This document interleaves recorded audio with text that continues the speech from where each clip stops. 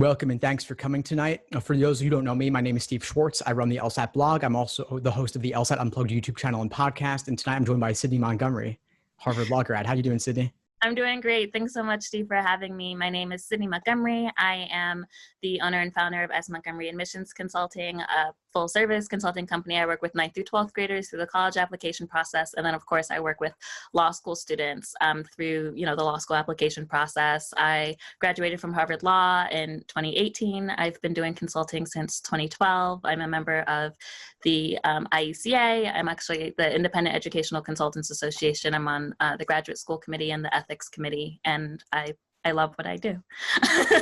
Nice. Very cool. So I'm glad that we connected. I'm glad that we have the chance to have this conversation as well. I feel like we really clicked when we were having a get to know you call a couple of weeks back. And I thought it'd be fun for us to just kind of talk through some of the recent changes in the LSAT and admissions world, since I don't think we've really covered those together on a deeper level. And I know that you've been tracking things pretty closely in your work.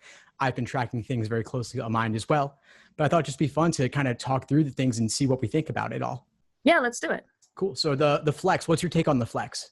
The flex, in some ways it's actually kind of good, right? Like it's 3 sections instead of 5. I have a short attention span, so like I feel like that works a little bit better for me. I feel like we're gonna be flex for a long time. I was actually talking to a student earlier today, and I was like, yeah, talking about the flex, and he's not in the United States, and so his country's maybe doing a little better. And I was like, yeah, as long as the United States is like under the COVID situation, I think there will be a flex option somewhere. Yeah, I mean, it's the #1 market for LSAC.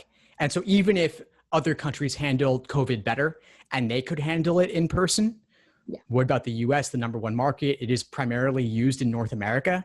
So they've got to figure out something for these folks. And I mean, I definitely agree. I think the flex is a more pleasant experience.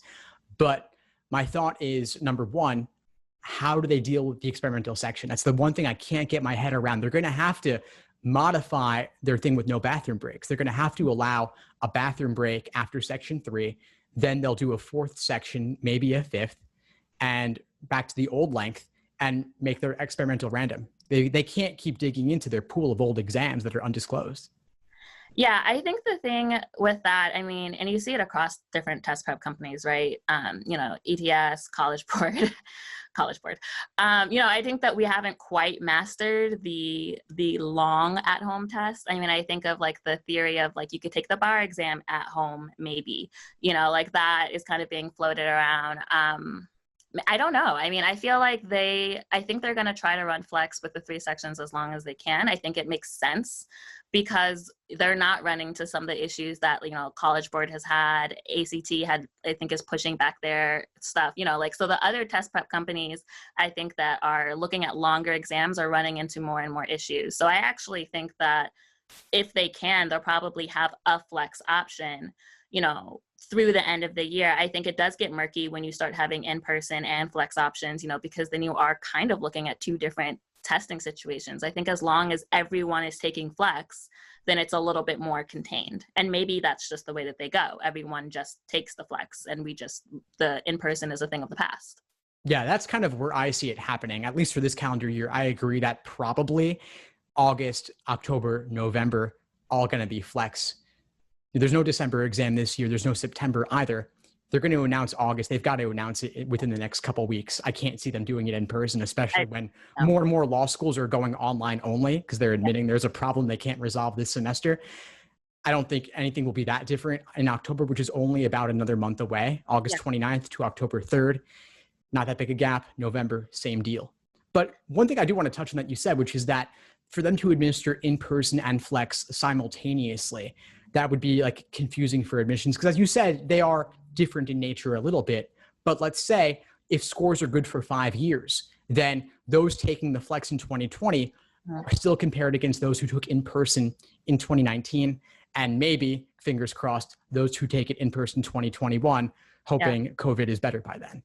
Although in some cases, right, it is, I mean, you're always taking a different test. I can imagine, the test, I mean, there was that lawsuit, where they're going to have to change the logic games anyways because, of the student who sued, because he was blind. And then, so I feel like the LSAT was already changing. Like, it was already going to be substantially different. We were already going to run into this issue. I think this is adding another layer to it. But, the tests don't stay the same from year to year, of course, from administration to administration. Sometimes I think it gets harder or easier.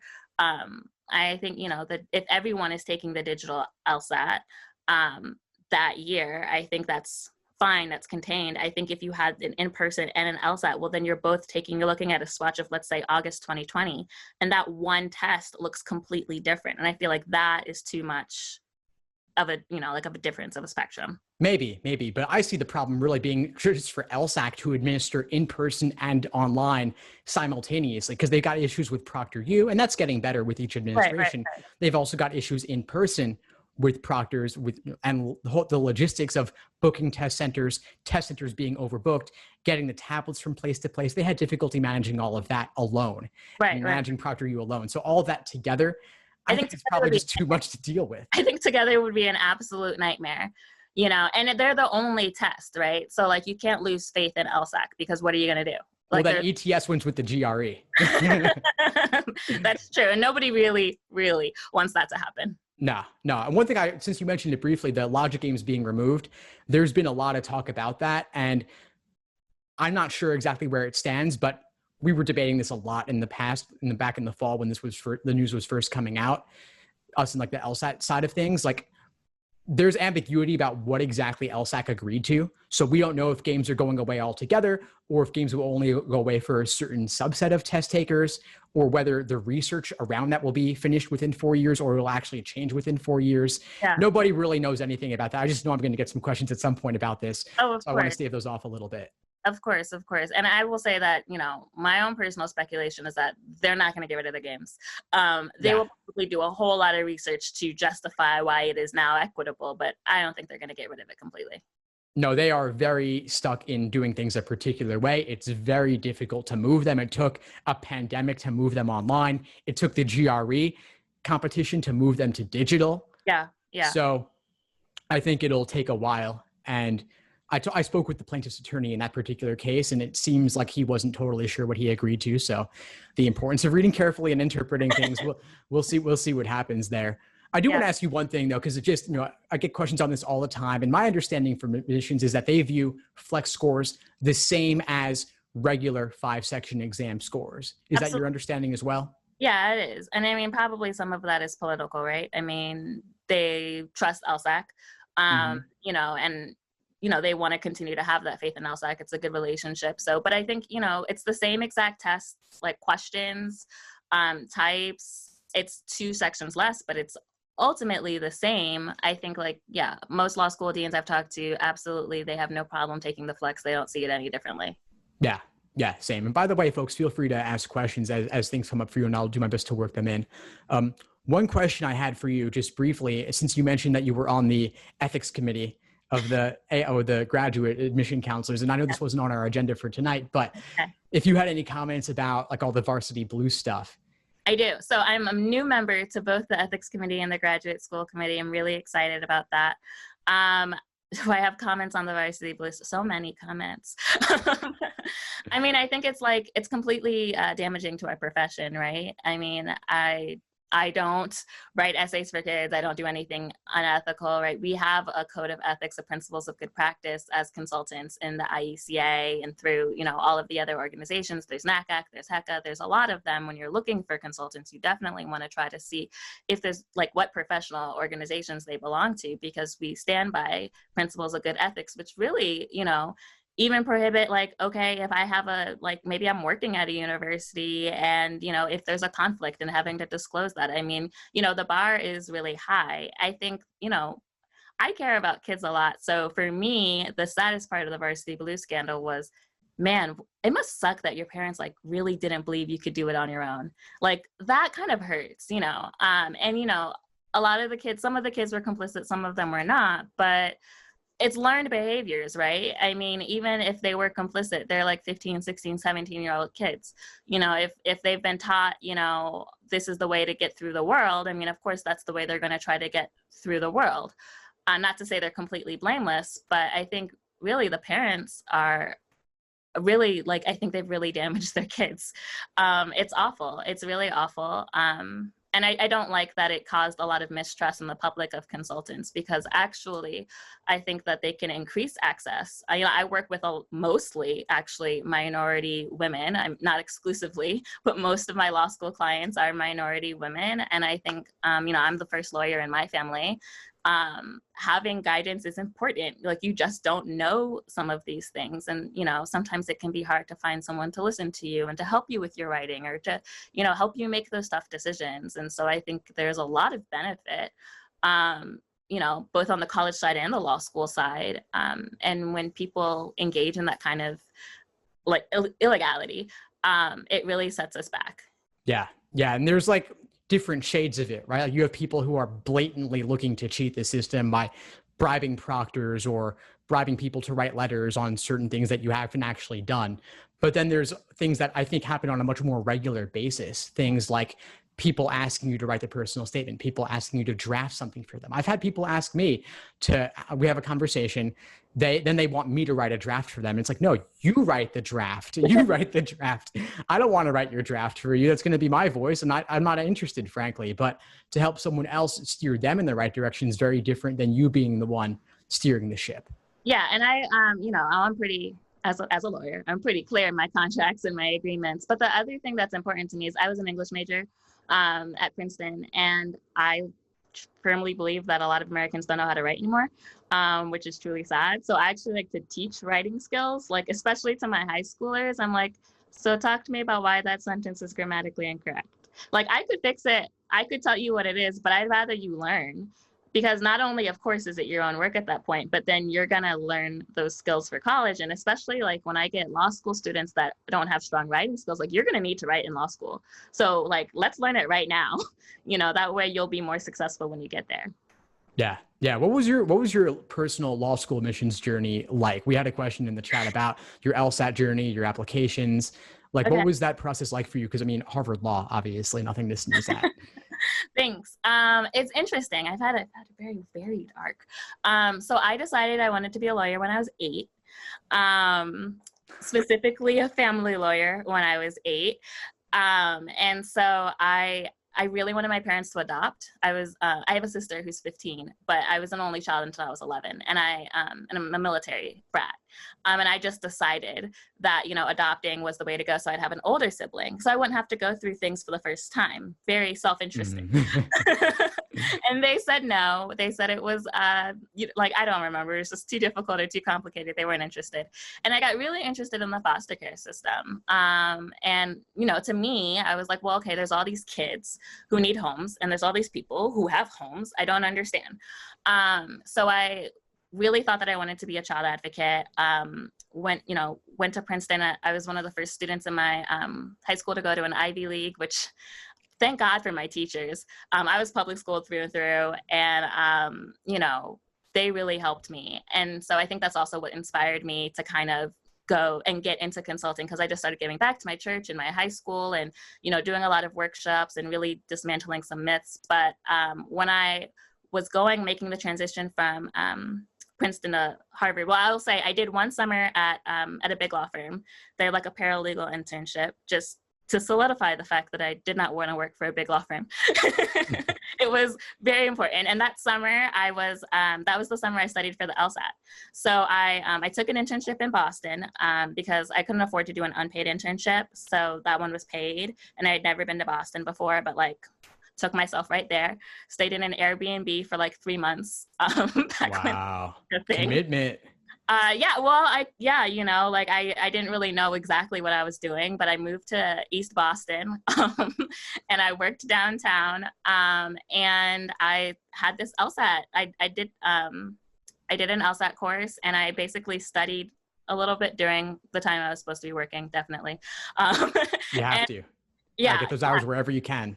Yeah, and I liked the online class format because I'd listen to a video while I was making breakfast, on the T to work at home. I would do, I did 2 or 3 hours a night, and then I'd watch 2 or 3 hours of Parenthood. I binge watched all the seasons that summer. It's an amazing show. That was my reward.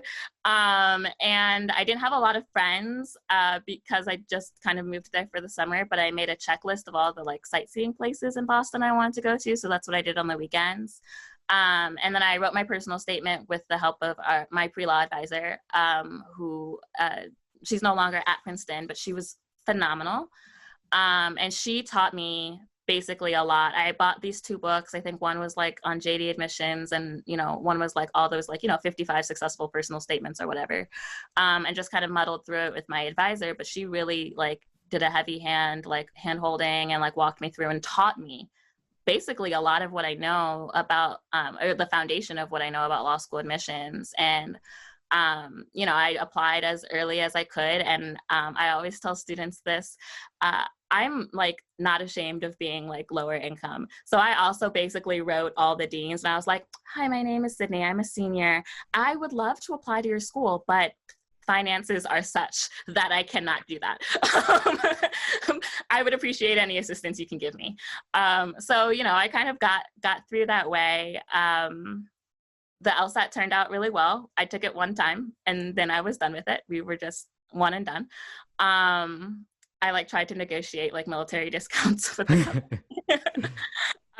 But yeah, I did a practice test every single Saturday. At the exact time, I practiced what I was going to eat, what I was going to drink. It's like funny because I actually I had undiagnosed ADHD and I didn't realize it. So like the tests make me really tired. So I like realized that I needed like half a cup of coffee and half a thing of Red Bull, and like that was like my drink, and what my snack was gonna be. And like I just kind of got it down to a science, because when I first started taking the tests, I was like falling asleep in section 2. It was not good. Nah. But it sounds like you found out the right rhythm, where like you got the ratios down, you have the timing down, down to the letter. And that simulation is really important. That's awesome that you did that. So important, because when I went to go do it and I like drove, I think I took it at like Mercer Community College in New Jersey. I like drove there like the weekend before just to like get a lay of the land or whatever. Like I was like, as many things as you can like practice, you should practice. Like nothing should be brand new on test day. Absolutely nothing. And then, I started getting like letters like in October, like November. And then I got my last letters in like January. Sweet. Wow. You got it done fast. You got it done right. Yeah. No, that's awesome. Like I'm so down with the simulating test day. I made a whole series of videos in my course just about all the details of simulating test day. Yeah, no, it's so important. And like half of those videos are irrelevant because it's Flex now. So if it's ever in person again, that stuff like going to the test center actually becomes meaningful. But there's versions of that with ProctorU, with the Flex, testing out your system beforehand, getting your desk environment laid out properly. So much of your story, I think, could still be applicable to those taking the LSAT now, even if it's Flex for them. Yeah, and I used the same process when I started. Okay, I didn't take a practice bar every other weekend. I only took 2. But it's the same theory with the bar exam. I had to figure out, okay, how do I, like, what am I doing with these breaks and this time? Because it's so long, So I think as much as people can simulate these tests, the better. Yeah, for sure. I was wondering, I've been talking about this a little bit just to shift gears. I've been talking about the changes with COVID and how it's affecting admissions, what the cycle finishing up might look like, and then what's going to happen this fall for those looking to start fall 2021. And I've got a theory about this I want to share with you and get your take on this. All right, let's do it. I think there are 3 reasons why those applying this fall to start the next fall are going to have a more competitive cycle. I think the first thing is 2020 is an election year. People get really riled up about Trump with good reason. And not to get too political here, but people do get passionate about Trump and his reelection potential. And they're engaged civically, they're debating politics. Secondly, we've got massive unemployment numbers. So the opportunity cost of waiting it out is what else are you going to be doing? Right. Then finally, Black Lives Matter is yet another reason people are civic-minded, civically engaged, engaging in policy and politics debates. So they're thinking about going into law to change the system. So for all those reasons, I think there's going to be a spike in people applying. What's your take on that?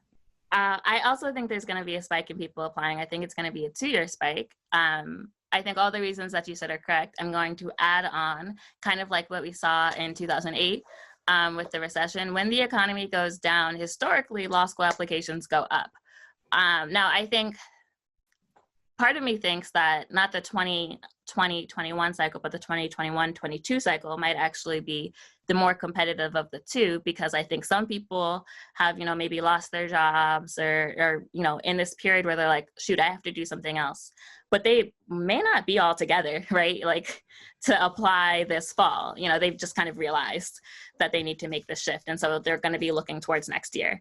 But generally, I think when the economy goes down, people are really looking to find that stability, and they're looking for, okay, well, let me go back to school and let me defer my loans, if they have them, how do I come out of this situation and I'm more stable than I was now? So yeah, I definitely think it's going to be an increase. Yeah. Yeah. And I could see that also. I actually posted about this online. Somebody commented, well, if you just got engaged in things early June, then how are you going to get all your applications in LSAT done by October, November? Theoretically, it's possible. Totally possible. It's possible. And I think people can and should do that if they want to, because why waste a year?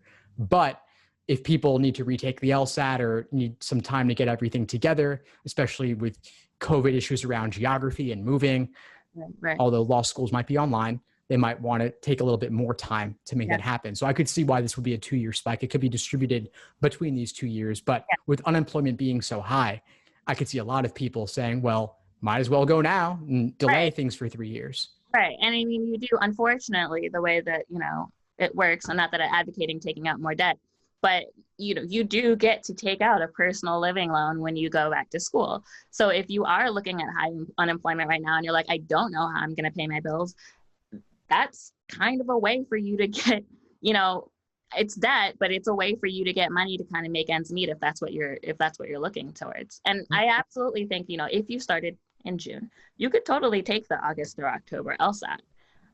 You don't have time to take it twice probably, but if you were having a high diagnostic and you were ready to take it, you could be ready. You could hustle.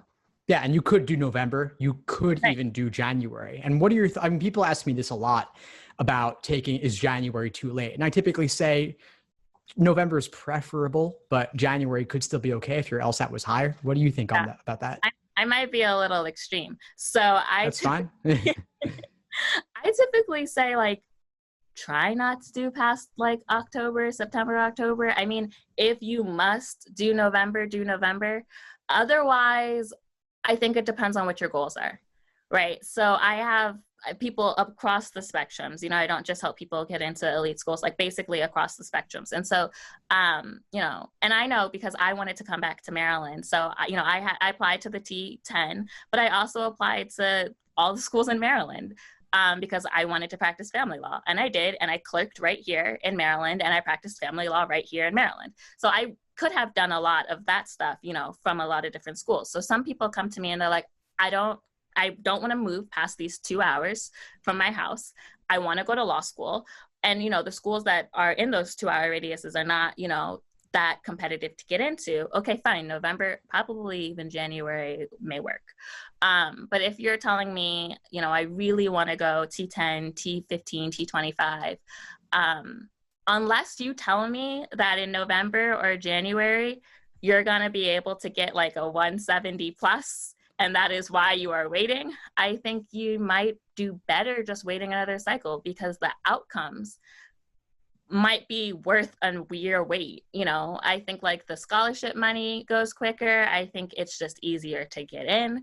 For some schools earlier in the cycle, they haven't filled their class yet. I know that I had a 2-week turnaround from 2 of my law schools. That's incredible. People are waiting months a lot of the time. Right. But I think if you get your apps in, and I push to try to get my students their apps in September and October. And if you get your apps in September and October, then I think you really should hear back from a lot of schools in November and December. And there's that scholarship money too, which is huge. And when there's a lot more money in the scholarship bank account, they're going to be more liberal with it. Yeah, absolutely. Because you might come in and you might be the best applicant that they've seen so far. right? But in November and December, they've seen like a lot of people.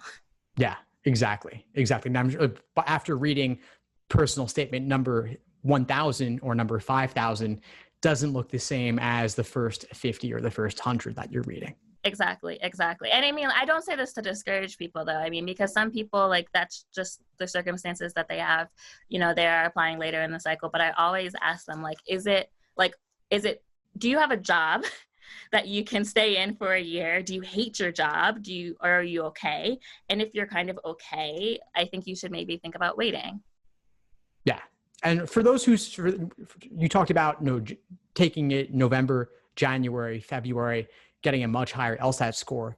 And for those who might be watching the recording of this later, I want to tell them that this is actually possible. You could take another 2-3 months and significantly improve your LSAT score, especially if you have fewer obligations, especially if you could study hardcore over winter break, during the holidays, Christmas, New Year's, longer if you're in college and have that full break between semesters. You could do a lot during that time.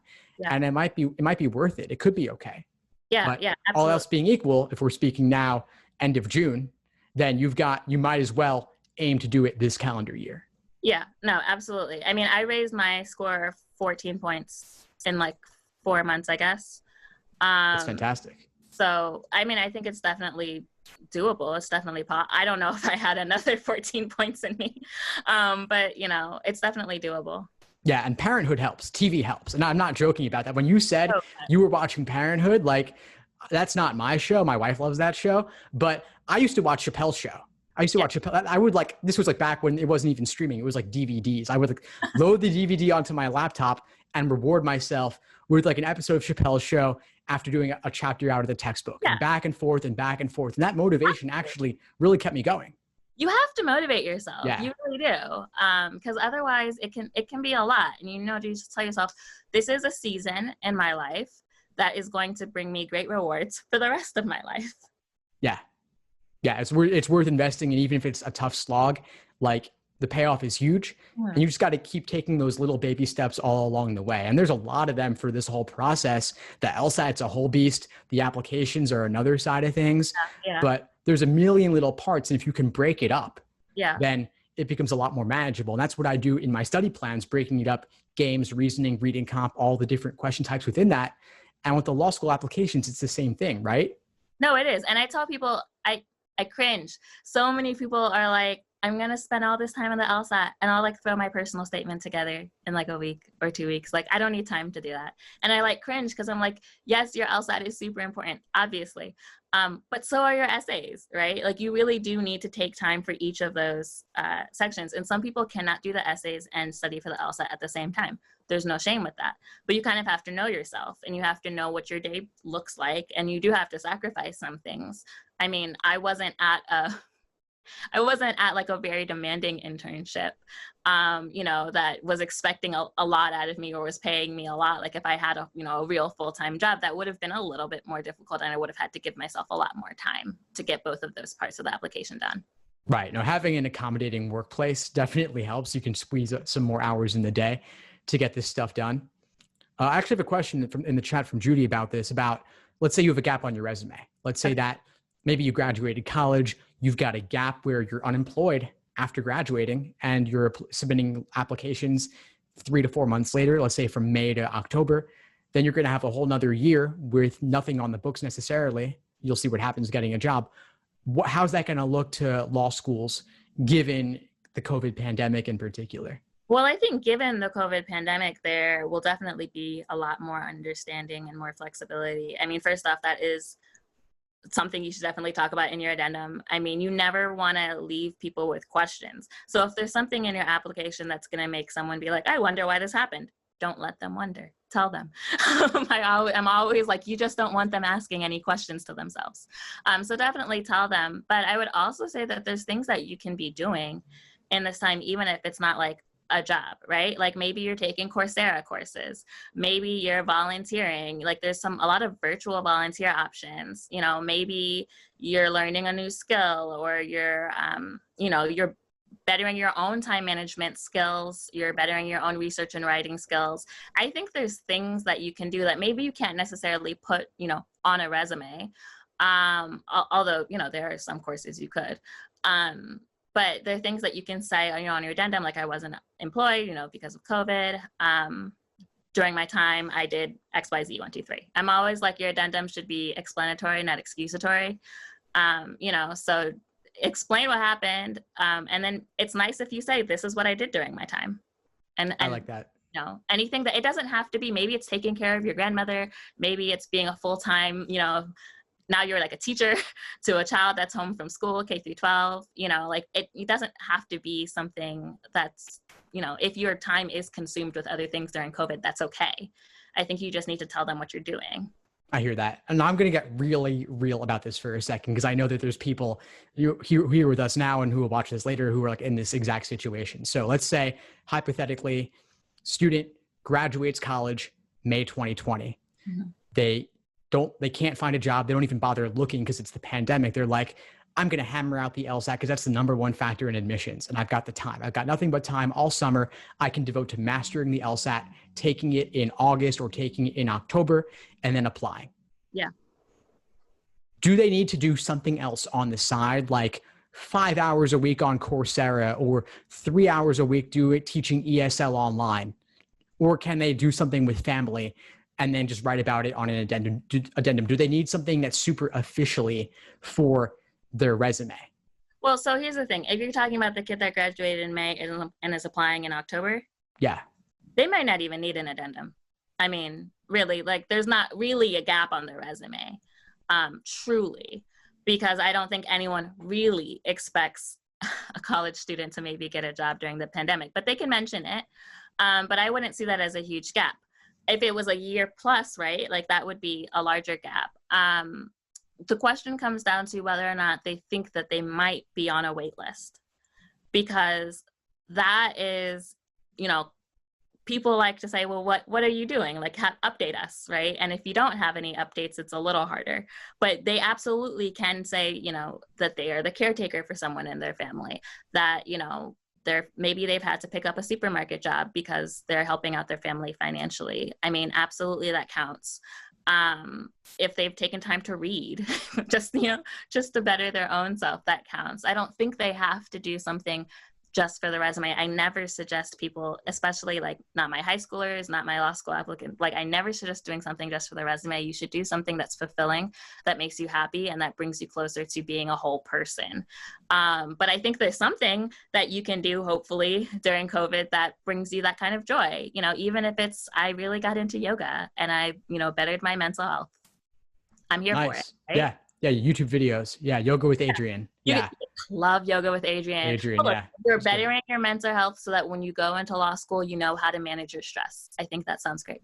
Nice. No, I like that a lot. And then I could imagine that to bring it back to the application process, let's say they take the LSAT in October, they submit their applications then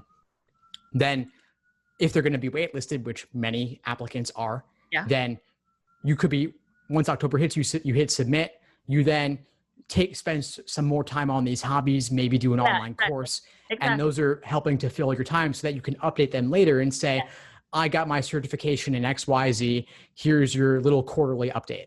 Right. Absolutely. I think that's completely what I would do. I mean, if you don't have a job, I mean, it's a very tough position to be in, of course, but it does give you a lot of time once your apps are in. And if your apps are in early, like another plus for that, then you really have a lot of time between October and April or whatever to, find something to do that makes you happy. Yeah. And why wouldn't you do something with that time anyway? Right. There must be something. Yeah. You probably will be doing something. Like you probably won't be sitting like in your room, like on your phone for, 12 months or whatever. Like you will be doing something. And I think that that can be put on the update. That's cool. I like that. What about the personal statement? We got a question on that. Just personal statement. That's like a big open-ended thing. What about the personal statement? I love the personal statement. How about COVID personal statements? How do you like personal statements that are about how you spent your time during COVID? I could imagine they're going to get a lot of those. I don't love those. I didn't think so. It's hard, right? On the college side, there's a dedicated question for that hasn't fully happened on the law school side. So I think ultimately your personal statement needs to answer the question. In some ways, there's many different formats, but in some ways it needs to answer the question, why law? Why now? they need to be convinced that you're going to go through all 3 years and graduate. And you want to really focus on things that are personal to you. Like I stress, you know, there should be a narrative element. They shouldn't see you as a person, because a lot of times they don't interview. So this is your chance to show yourself. So, you know, talk about you, focus on you. Sometimes people want to focus on issues, focus on you. And really have good writing, have a few narrative elements, a couple stories, you know, but really hone in on why it is that you are so compelled that you must go to law school and you must be a lawyer. Like at the end of my personal statement, or at the end of your personal statement, I want to know, this girl has to go to law school. That's it. She won't be able to do what she needs to do in her life without going to law school. It is the logical next step. And that's kind of how I, you know, want people to think about their personal statements. Now, in terms of COVID, that also could be fodder for a diversity statement, depending on what it is. I advise everyone to write a diversity statement. I have a video on my YouTube channel about what a diversity statement is and why you should write one. You know, because it's really about diversity of thought. If COVID has had such an impact on your life that it's changed the way that you see the world, I think that could be a place for it there. If it's just, not just, but like if COVID hasn't impacted the way that you see your life, but it's had such a dramatic impact on you, maybe you're studying, maybe you're financing, maybe it's changed some decisions that you've made, then I think maybe that can go in an addendum. Nice. Now, there's one thing that you said that stood out to me, which was show that law school is the logical next step. Yeah. What if it doesn't really actually seem that way? What if you can't, even for yourself, you can't tie those pieces together in a compelling way where it's like, yeah, a lot of people are like, law school, what else am I going to do? Where it could end up being a great career move, but there could have been other things you do instead. So, I mean, look, the reality is, in a lot of ways, there always could be something else that you do instead. Even, you know, even if you think law school is the logical next step, if you really think hard about it, there's probably something else that like could also maybe be an interesting step. So a lot of what I spend my time doing is I push my students. I push them and I drill them on the why law question. I think it's important for them to be clear before they step foot in a classroom why they're there. If they're not clear about why they're there, they may not be successful. I cannot tell you how many times I texted my friends during 2L being like, why am I here? Why did I want to come to school? Can we quit? Like, I'm done. I'm over this. And it was like sometimes I had to read my personal statement, you know, like, but yeah, you know, I had such a strong conviction and I relied on that conviction. Like, no, Sydney, you've wanted to do this for years. Like, this is why you're here. And even though I'm not practicing right now, it absolutely was the right decision.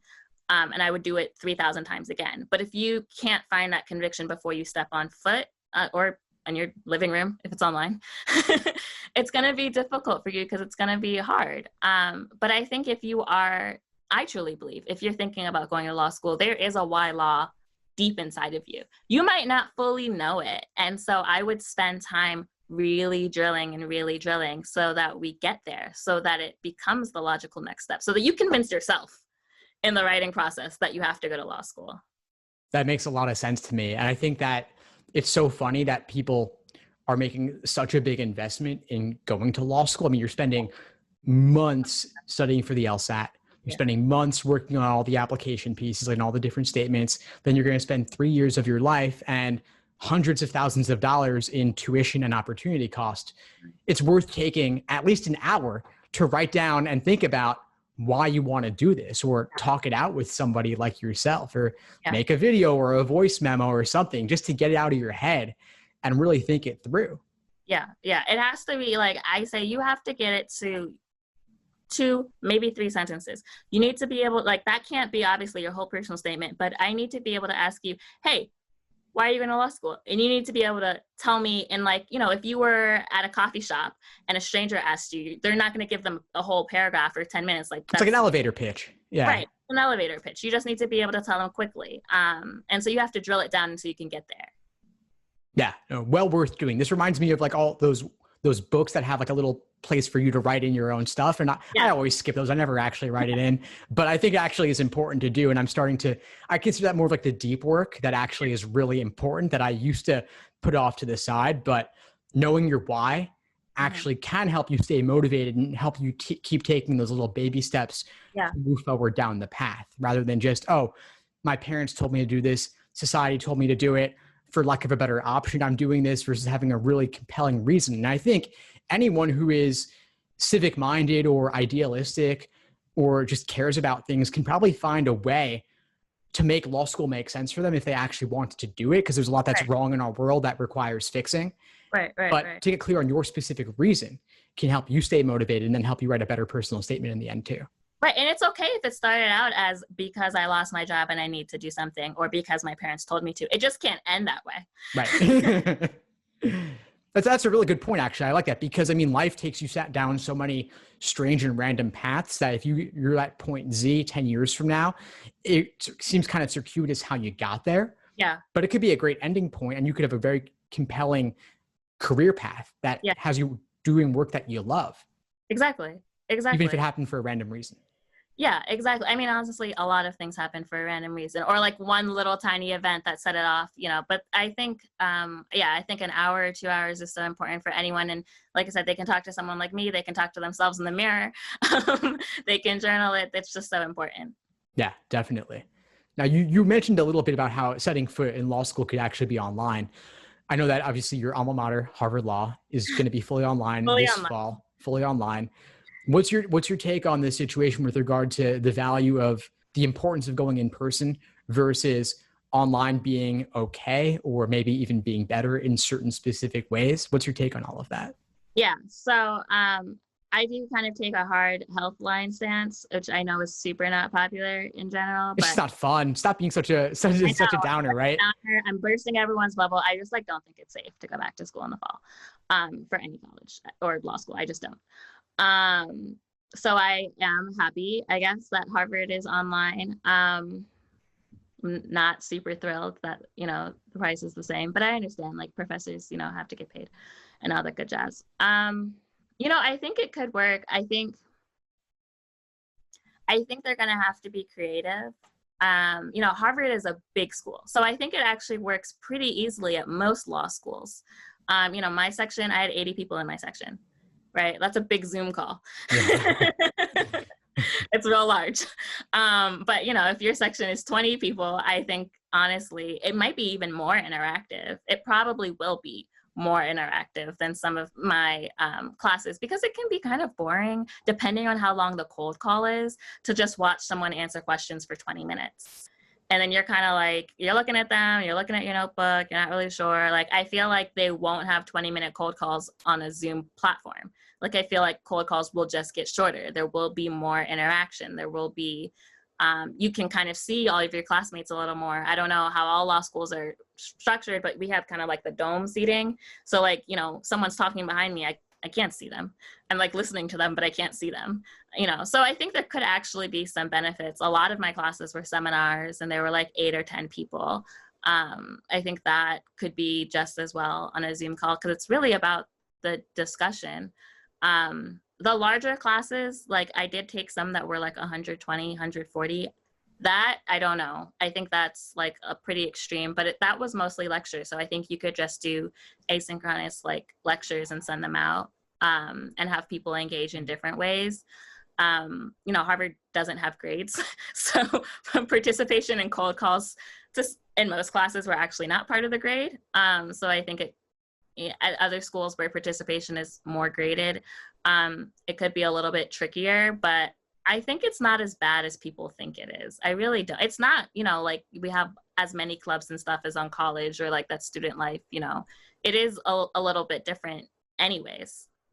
Yeah, well, I bet that they'll have to change the format in certain ways, no question about it. I mean, to be in the spotlight on the big screen in Zoom for 20 minutes straight being hammered by the professor sounds terrifying and sounds traumatizing. I wouldn't want anybody to be in that situation. Nah. Person either. Nah. No, I wouldn't think so. So they'll have to change the format. But I imagine that a school like Harvard that was so early in announcing online, and with the resources they have and their commitment to quality, I think they would undoubtedly do a great job with it, at least relatively compared to some of the other schools. Yeah, no, I do think so. I hope that they've been preparing for it. I know that there is always, an issue with technology and, not everyone has the same access to reliable technology. There are going to be some inequities there. I'm hopeful that we'll figure kind of how to figure that out for all students. But I think that it's better than having people say, start at school, get a lease, and then be told to get sent home. I think it's nice to just know, okay, some people are just not moving to Boston. That's cool. That's just like not what's happening. I think it will be hard in terms of clinics. Obviously, I think that's the biggest place where law schools will feel the online experience, because there's really no replicating that. Right. No, it requires like in-person interaction, being there in the community and being able to work with people there, right? Yeah. I know the law firm that I was previously at, we did hire a summer intern during COVID. So it's possible externships could still happen, and you could still get some clinic experience virtually depending on placement sites, but I think that will be the hardest part. Yeah. Have you heard anything about that, or is it still too early to say anything? I haven't really heard a lot about it. I do know about some internships and externships, but I think that's mostly just up to the individual sites, employers. But I haven't really heard a lot about some clinics. I know we had a mix of policy and direct service clinics. So I presume the policy clinics could still happen without much of a hitch. But, I was in the food law policy clinic, which Interesting. It was great. There's actually only 2 food law clinics in the country. It's us and Drake Law School in Iowa. And I actually got to go to Iowa, Nice. which was pretty cool. Yeah, I had never been, and there was farms. What's food law about? Is that like farming related stuff? Yeah, so it's on the farm bill, but it's also school food lunch. So I became an expert on food waste, especially in school foods. There's But the whole pizza is a vegetable thing. Was that you? Food waste is so crazy in this country. We waste so much food. I didn't even know. It's on date labels for things, urban gardening, which was pretty cool. What are the laws around that? We did a Mississippi Delta project. We did some stuff with indigenous populations. So there was a lot that went into it. It was cool, but there was a lot of travel and field trips. So I think that would have to clinics like that rely on travel would have to change a little bit, but some of the same policy things could still be happening. Interesting. We got a question in the chat about clinics and internships and what goes into being a successful applicant for one of those. What's that like, the selection? So that's going to vary school by school, right? And that's one of the things that I when I tell my students to research schools, there's rankings, sure, but I also want you to research how many clinics there are, how many journals there are, and then how do you get on them. So at Harvard, not every journal, actually most journals are not competitive. Really? So there's the Harvard Law Review, super competitive. But then there's a lot of other journals you don't have to write on for. You can just kind of join, like a student fair. So I was on the Negotiation Law Review. I loved it. I got to do a really cool symposium with DeRay McKesson on ADR and Black Lives Matter, which was pretty cool. And so but I didn't have to try out or compete for that. I did for to get on the board and stuff like that. But, I think that's important that not every school has the same barriers. For clinics at Harvard, we didn't have to apply. It was like a class. There's the, Harvard Legal Aid Bureau, which is application, but then most of the clinics are like a class. So the same way that you kind of register for other things, there was a clinical registration period. I know for some schools, Fordham and some other ones, I know that you do have to apply. And I think what they're really looking for is engagement and passion in whatever the clinic is. And of course, good grades, strong academics. But I think, students that are engaged in terms of interns, I think that's the same thing. They want to see that you're self-motivated. They want to see that you take initiative, that you, are going to maybe do something more than just what they're giving, or that you're going to contribute in a way that might last for the, the firm or the government organization that you're working for. Very interesting. Wow. It sounds like lots of opportunities at these clinics, and I hope that they can make it work, at least for some of the journals. Yeah. The online experience. Yeah, I think they will be able to. I think, people are still going to need help, right? Law firms didn't close. Right. AG's offices didn't close. People are still prosecuting and defending and all that good stuff, and they still need help. So I feel like they will still find a way to transition some of that stuff online. Yeah, I'm sure a lot of them are remote already anyway. Right. Exactly. Exactly. Nice, nice. Well, we've been going for nearly an hour. This has been a blast. Is there anything you wanted to touch on that we didn't get to?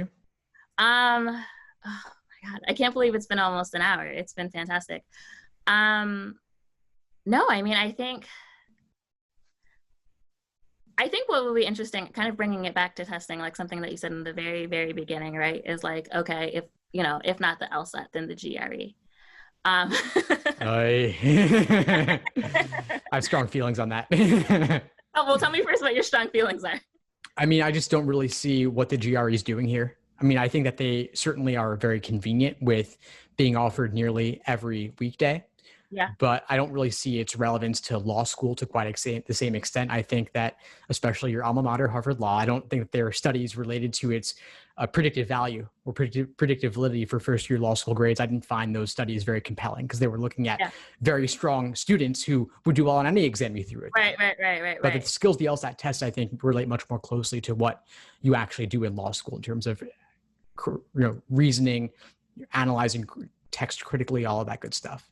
Yeah, no, I agree. I think the GRE is more of a convenience, but thinking about like this whole thing between the LSAT and the GRE, and even kind of broadly testing, what I am hoping and what I'd love to get your thoughts on is like, I want to know where the future of testing is going, because studies and research have shown that they do disproportionately affect underrepresented minorities. That, I mean, I think the LSAT is a little better than like on the college side, the SAT. But, what are they showing? Are they really the true marker and predictor of, the ability to do well in school? I know I have friends who I went to Princeton with who like struggled through the LSAT, and really smart students just could not master the LSAT. So I kind of am hoping that the pandemic, wishful thinking maybe, makes us like take a pause and really look at what it is we're testing and whether there's other measures that we can be using. But then I, even myself, struggle to say, okay, if we took away testing, like what would admissions look like? So I'm kind of like interested in your ideas, like thinking about equity and race and socioeconomic class, like what is where do we go with testing? Yeah, these are great questions. I don't talk about them that much, and it's not always easy to talk about them. Yeah. But a couple of things I'll say first off is that for the undergrad level, I love test optional. I don't think the SAT and ACT are that important specifically. They're objective measures that can standardize things relative to different high schools with different grade inflation and all that. But when you're in undergrad, there's so many different career paths you're taking. Mm-hmm. And some of them aren't related to exams or graduate level education at all. Right. So I'm not sure how relevant those are. I think, if anything, people skills might be a much better predictor of future success in a lot of ways at the undergrad level. I think the LSAT in particular is important because of 1L and the bar exam, and the cost of flunking out are really high. So you're not doing anybody any favors, I think, if you open the doors to law school super wide, let people take out these big loans, and then if they can't succeed in 1L or pass the bar, that's a big problem for them. Right. The LSAT has some predictive validity, but I think like democracy, it's the best among the worst. Right. It's terrible, but better than all the others, that sort of thing. So if you could develop something that was a better predictor than the LSAT, I would love to see that. And I would support it 100%. People have tried to do that, but it hasn't really gotten too far. And I think any exam or any admissions criteria will be gamed by those who have money and have resources. We saw Varsity Blues, they made all their efforts there and were able to do so without too much trouble. The LSAT, at least I think, is better on that front in particular. But what I would really love to see is better free and low cost resources. I love Khan Academy in general, but I don't love their LSAT prep product in particular. And I don't love that LSAC didn't give them that much to work with in terms of a limited set of exams. So I'd love to see more from LSAC in terms of just opening the door and giving away all the exams for free, or putting together a better free resource. Yeah. And then I'd love to see that going all the way down the chain. And we know the College Board cares very little about this sort of thing. Very little. At least the new people at LSAC, they're really trying hard. Yeah. But I think these inequities with standardized tests and education, they go all the way back down the educational pipeline, all the way back to even the elementary level. And the fact that funding for education is local, but tax bases from town to town vary widely in their resources. So I think you've got to start there. Yeah, I think I would even like to see, I know that some colleges, some do have like an LSAT prep that they do in-house, you know, like as part of their pre-law programs. I'd love to see more of those. You know, I know that some high schools, you can take tests like, you know, college prep, SAT prep or whatever as a class. You know, I think that the more people get exposed to it for free earlier on, I think the better, you know, because I mean, I think you're right. People can game the system with money, like no matter how you slice it. You can't get around wealth. But I do care deeply about, you know, equity and diversity and representation. And I know that, you know, the representation at the law school level for minority students is not great. It has never been great. And, you know, I think this is one of the ways that it does kind of hinder progress in that way. And so, you know, I don't have the answers, but it's something that I think about a lot. Like, how do we increase, you know, representation while still, you know, like you said, making sure that the people that are going to law school are ready to go to law school, you know, and that there are going to be people that can pass the bar. It's hard. It's a hard balance, but it's important that we keep talking about it and thinking about it, because if we don't keep talking about it, no one's going to change it. Exactly. And it's up to folks like us to put together those resources and proposals, because we have the experience to make these things happen. Yeah, absolutely. Awesome, Sydney. Well, this was a blast. And before we sign off, let's just share the best way for folks to get in touch with us. So you want to share your resources? Yes, of course. And should I throw them in the chat as well? Yeah, throw it in the chat. Why not? Yeah. Okay, yeah, sure. So my website is smontgomeryconsulting.com, and I can be reached at info@smontgomeryconsulting.com. I have a YouTube channel that I will link in the chat as well. I also have a blog. I have a monthly newsletter. You know, I'm pretty easy to get in touch with. I'd love to chat with anyone. I do free 30-minute consults, and then I can do, you know, hourly. I have packages. I believe in affordability, so I can make consulting work with basically any budget. Awesome, Sydney. Thanks so much for chatting with me. And folks on your end can find me, Steve Schwartz, over at the LSAT blog, as well as the LSAT Unplugged YouTube channel and podcast. And so I'll just throw a link to that there. Awesome. And someone reminded me that my Instagram, I didn't put it out there. It's Instagram. at Consulting. Nice. Definitely follow me. Nice. All right, Sydney. Well, this was a blast. Thanks so much for doing this. Let's keep in touch. Awesome. Thanks so much, Steve. All right. Thanks, everyone, for joining. Thanks for tuning into the show. Please subscribe if you haven't done so already to be notified of new episodes as I release them. And feel free to reach out if you need anything at all as you move forward with your prep. I'm happy to help however I can. In the meantime, I'll wish you all the best and take care.